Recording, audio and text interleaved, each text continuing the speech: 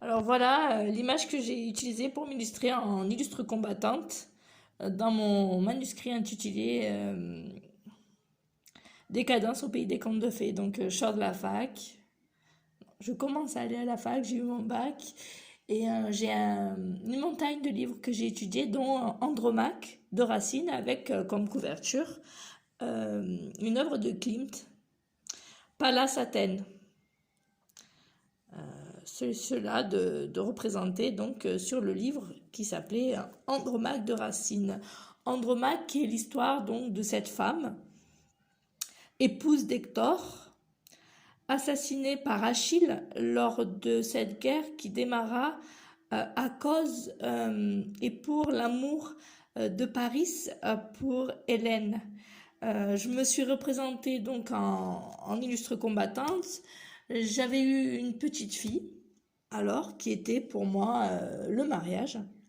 Et je m'inspirais et de mes rêves et de ce qui m'entourait comme cette pile de livres qui était autour de moi pour illustrer mon manuscrit.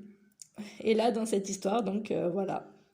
Ce qui est fort étonnant, c'est que j'avais 20 ans, arrivé à l'âge de 33 ans, oui, je tombe enceinte.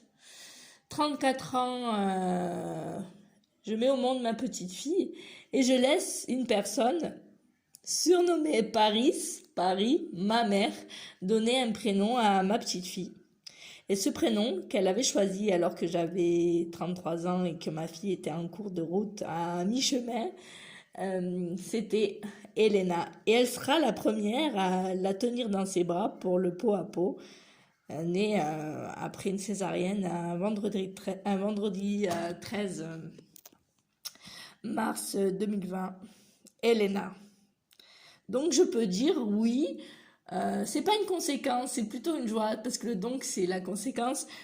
Dire que oui, mon rêve est devenu réalité puisque Elena est là. Un rêve d'une petite fille, moi en soldat, Andromaque.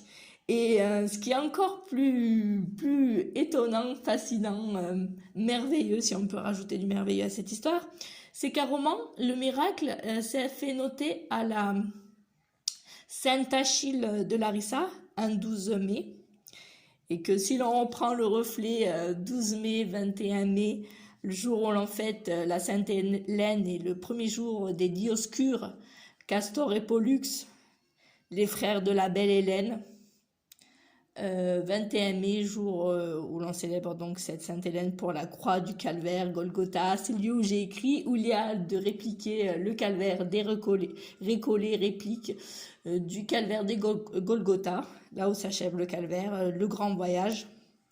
C'est sublime, ouais. Je peux dire que c'est une histoire, ouais, superbement incroyable, magnifique, et que je m'en rappellerai toute ma vie, que j'en ferai part à ma fille. Dire voilà, ouais, je fais partie de ces gens qui peuvent dire, voilà, j'en ai rêvé et puis mes rêves sont devenus réalité.